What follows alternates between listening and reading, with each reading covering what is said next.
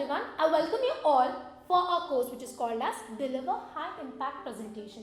So in this particular course, you will be seeing what are the different ways in which you can use body language for creating the right amount of impact on your audience using different strategies that we are going to discuss in the entire course.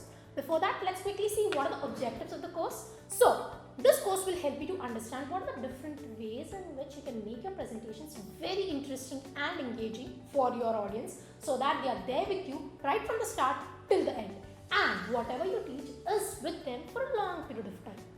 To add power to your style, meaning when you're on the stage, using the right amount of power with your audience so that they're able to stay with you and also understand what is it that you're trying to communicate through your presentation.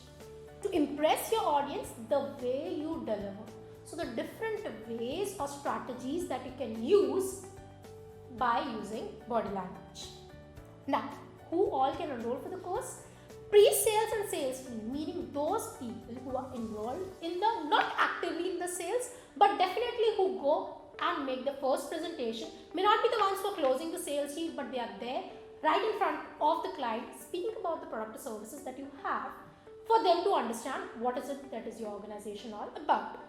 You could be a technical consultant, an engineer going to your client, explaining the features of your product or certain services that you have. So how can body language help you to deliver high impact presentations in those situations? Also, if you're someone who is made to do a lot of presentations in general in your organizations, as we know, some people present as often as twice or thrice in a week. So, for those people also, this course will help you to not only build your presentations in an effective manner, but also create the right amount of impact. And obviously, the ones who have already enrolled for a first course, remember? Yes. So, those in that course, we discuss some basic strategies and what are the ways in which you can apply body language when it comes to presentations. This one is a level up, wherein we'll be explaining some advanced strategies of body language. So with this, let's quickly tell you a bit about ourselves. So our organization is called as Simply Body Talk, which is existing since 2013 in the niche area of non-verbal communication. So what do? We help organizations grow very effectively by using non-verbal signs. When we are saying grow, it could be in terms of business output, it could be in terms of enhancing the size of the organizations or even individuals. We help them to grow using non-verbal signs. These are certain product or services that we have, or learning solutions as we call them. So there's corporate training, which we give on a variety of topics, right from negotiations to sales to presentations, so on and so forth, even women leadership. So then we have personal coaching. This is for CEOs, CHROs or country heads of leading organizations, which could be done in person or even in a group setting. Then we have an open format event. So this is something wherein we release a calendar right at the start of the year. You can pick and choose the topic, you can pick and choose the place, because these are held across the globe and participate in the events accordingly. Then we have online courses just like this one. Just go and browse through our site. You would know a variety of courses that we have for you. And if you're still interested in knowing more or becoming a trainer yourself, we have a comprehensive course which is called as Train the Trainer. Here are some of our clients whom we have worked with over the years. As you can see, these are array of organizations belonging to different domains. This is me, Bhavna Saveria, behavioral trainer and coach, and these are some of the clients that I have worked with. Now let's quickly start the day by a very interesting case study. So now this was a case of a workshop which we have gone to conduct. Now, what has happened was, one thing is using the presentation strategies that are being discussed when you're prepared, right? But there could be certain times when you're not that effectively prepared and almost what you're supposed to just go and present or speak about something. Now, what has happened was, so we went to an organization wherein the seniors were very skeptic about the fact that the juniors, whenever they went to meet them, they never used their hands. So much so that their hands always remained in their pockets. So the seniors were very sure that the juniors were having confidence and they were very sure of the content. But it was just the fact that they were not very sure of what to speak or how to structure the conversation or the words that they want to speak of, or the kind of body language they would be using. The easiest thing they thought was to put their hands in pocket. Now when we observed that, what we made them realize is there are different strategies that could work. But depending on what is it that you're going to communicate, even in an on the spot, would help you to not only use hand gestures and not just keep them in the pocket, but use effectively body language. Now, what are those things that you would be using, or what are the ways in which you can use body language to show that you're actually paying attention to them? That we'll be covering in the coming days. As you'll see, there will be a lot of strategies that we would be discussing, and you could be using them for not only just your presentations, but for any and every form of interaction which you have with everyone, say your colleagues, your client, even your seniors. So yeah, with this as effective case study, here's some statistics for you. So according to our study, Prezi, what was found was when an individual is presenting, what are the ones who are sitting down and listening to them doing?